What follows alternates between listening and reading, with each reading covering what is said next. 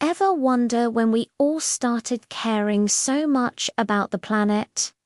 I mean, really caring enough to protest and pass laws. A lot of that fire was lit by a single, catastrophic event. Let's rewind to 1969 off the coast of beautiful Santa Barbara, California. Picture this. It's a calm Tuesday morning, January 28th, workers on Union Oil's platform. Alpha are pulling a drill pipe out of a new well nearly 3,500 feet below the ocean floor. Suddenly, with a massive roar, gas and drilling mud explode from the wellhead. The crew manages to cap it, but the pressure is too immense. It finds a new way out. The seafloor cracks open in several places, and a dark, thick substance begins to bubble to the surface. Crude oil. This wasn't just a small leak. For 11 straight days, oil gushed uncontrollably into the Pacific Ocean. Imagine between 80,000 to 100,000 barrels of oil spreading across the water. That's over 3 million gallons. The slick eventually covered 800 square miles of ocean and coated 35 miles of California's pristine coastline in a thick black, toxic sludge. The images were horrifying, and they were broadcast into living rooms all across America. News reports showed once golden beaches turned into black, sticky traps. They showed heartbreaking scenes of seabirds completely coated in oil, unable to fly or even move. Seals and dolphins washed ashore, dead or dying. The smell of petroleum hung heavy in the air for miles. Local citizens, fishermen and surfers didn't just stand by. They rushed to the beaches, trying desperately to save the animals and clean up the mess. They used everything they could find: straw, shovels, their bare hands. But the scale of the disaster was overwhelming. This wasn't just an accident. For many, it felt like a violation, an assault on a place they loved. The Santa Barbara spill was a brutal wake-up call. Before 1969, most Americans saw the environment as something vast and indestructible, something to be conquered and used. The idea that our industrial activities could cause such widespread, visible, and heartbreaking damage was a shock to the system. People were angry. They were horrified, and they were ready for change. The local outrage quickly grew into a national movement. This wasn't just about Santa Barbara anymore. It was about oil spills in other places, about polluted rivers catching fire, about smog choking major cities. People started connecting the dots. College campuses, which were already buzzing with anti-war and civil rights protests, became hotbeds for a new cause: environmentalism. One of the most powerful voices to emerge was Wisconsin Senator Gaylord Nelson. Inspired by the energy of student anti-war teach-ins and horrified by the Santa Barbara spill, which he flew over and witnessed firsthand, he had a revolutionary idea. What if we could organize a massive nationwide teach-in focused purely on the environment? He announced the idea, and it caught on like wildfire. Students, activists, and ordinary citizens from all walks of life began to organize.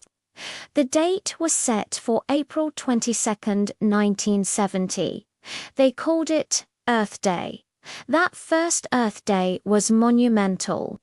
20 million Americans, that was 10% of the entire US population at the time, took to the streets, parks, and auditoriums to demonstrate for a healthy, sustainable environment. It was the largest single protest in American history, from New York City, which shut down Fifth Avenue, to tiny towns in the Midwest. People came together to demand action. The political impact was immediate and undeniable. The Santa Barbara spill and the massive public outcry from Earth Day created a political climate where ignoring the environment was no longer an option. Politicians from both parties, feeling the immense pressure from their constituents, had to respond. And they did. The period following the spill and the first Earth Day saw an unprecedented wave of environmental legislation. In late 1969, President Richard Nixon signed the National Environmental Policy Act, or NEPA.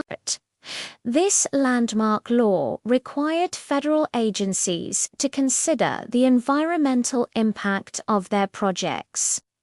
It was a fundamental shift, forcing the government to look before it leaped. Then, in December 1970, the Environmental Protection Agency, the EPA, was born.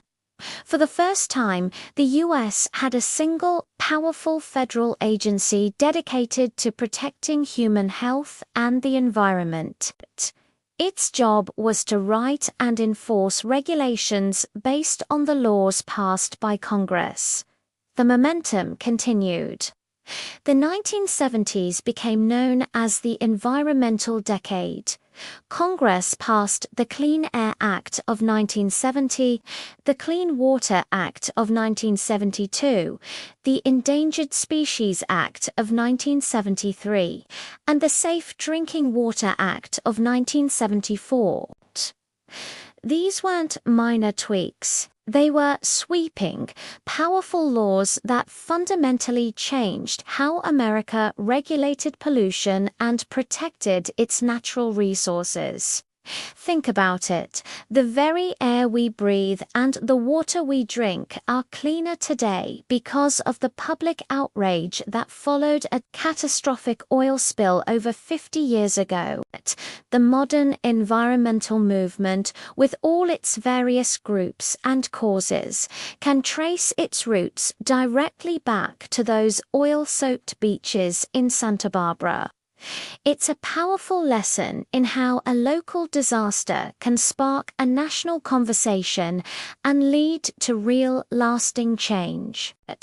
It showed that when ordinary people get organized and demand action, they can move mountains and even force governments and corporations to change their ways.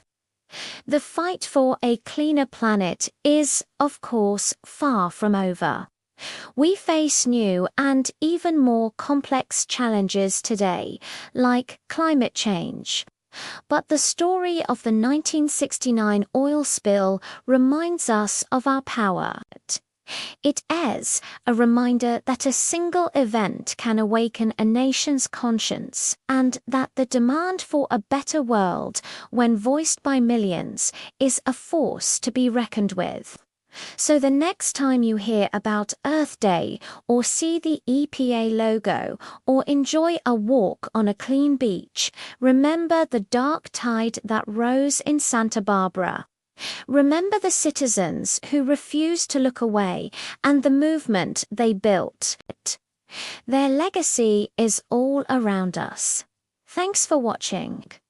If you found this piece of history as fascinating as I do, make sure to hit that like button and subscribe for more deep dives into the events that shaped our world. See you in the next video.